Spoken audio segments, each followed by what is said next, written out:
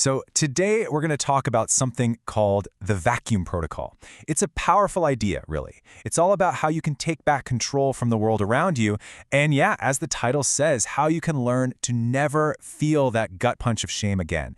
Just think about it for a second. Most people, even when they're standing perfectly still, they are running. Their heart is racing. They're just reacting to everything. A door slams, bam, they jump. Somebody laughs across the room, their eyes immediately dart to the floor. Their entire inner world is being dictated by what happens on the outside. This quote just nails it. Their environment owns them. And look, when you're living like that, in that state of constant reaction, the world really does own you. Every little noise, every awkward pause in a conversation, every look someone gives you, it all has power over you. But what if I told you there's another way, a powerful alternative? Today, we're going to dive into how you can actually learn to veto the world. So this gets us to what you could call the physics of sovereignty. And listen, this isn't about building bigger walls around yourself or trying to fight the world with more force. No. It's about fundamentally changing your relationship with all that stuff coming at you. It's about changing your internal physics, right? So that the outside world just doesn't have a surface to hit anymore. Okay, so here's the absolute core of it. You've got these two mindsets, the small self and the master. The small self, that's like our factory setting, right? It sees every surprise, every unexpected sound as a threat. It feels attacked, and its go-to response is shame or fear. But the master? Totally different game. To the master, a loud noise isn't a threat. It's just data. Someone laughing isn't a personal attack. It's just information. By not giving it that power, the master can just observe it, stay completely still, and let it pass. And that's where this whole idea of the vacuum comes in. It's a fantastic metaphor. Think about it. A vacuum doesn't push air away, right? There's just nothing in it for the air to fill. When you become a vacuum, all that social pressure, that mockery, that chaos, it has nowhere to land.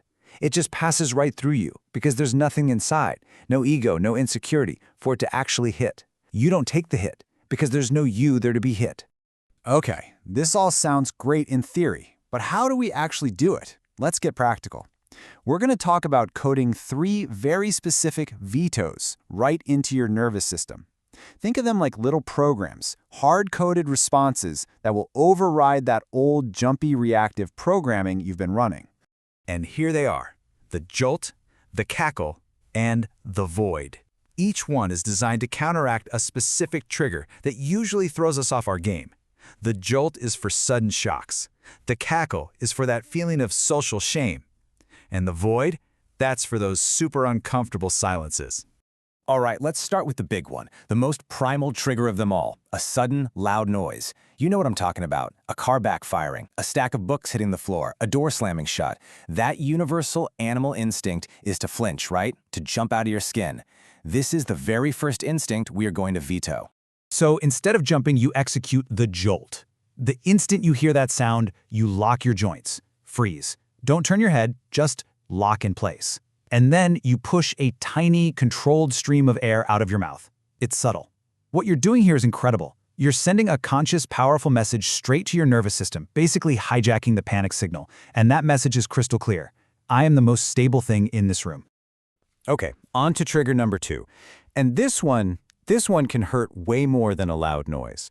It's the sound of people laughing, and you think they're laughing at you. That immediate, hot, gut-wrenching feeling is shame. And what's the instinct? To shrink. To look down, make yourself small, and just disappear.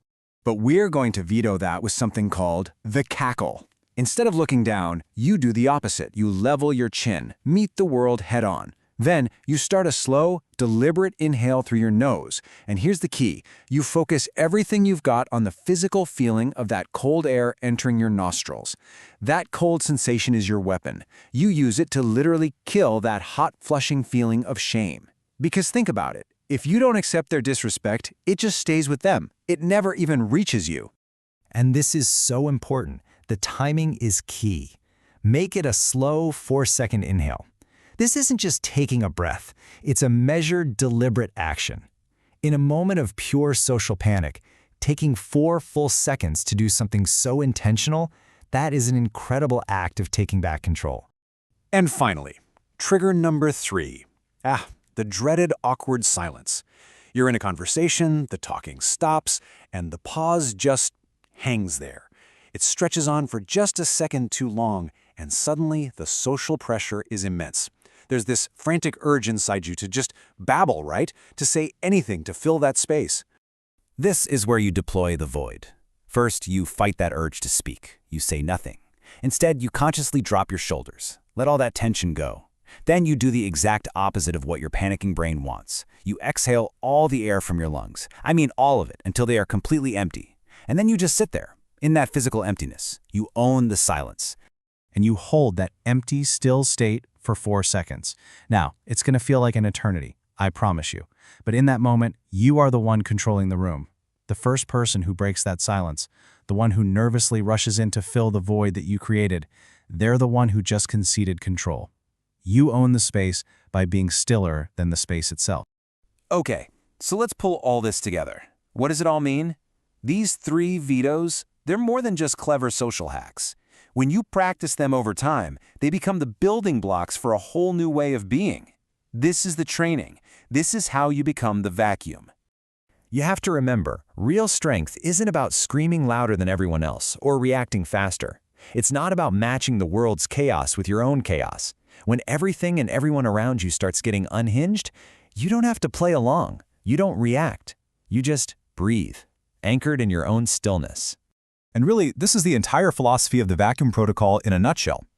External events, what other people think, sudden shocks, none of it has any real power over you. The only way it gets power is if you give it power. When you react, when you decide it's important, when you give it a surface inside you to hit. So, that leaves one final question, and it's for you. You have the tools now. You have the framework. The next time the world tries to make you jump, or feel that hot sting of shame, or nervously fill a silence, what are you going to do? Are you going to keep reacting, or will you veto the world?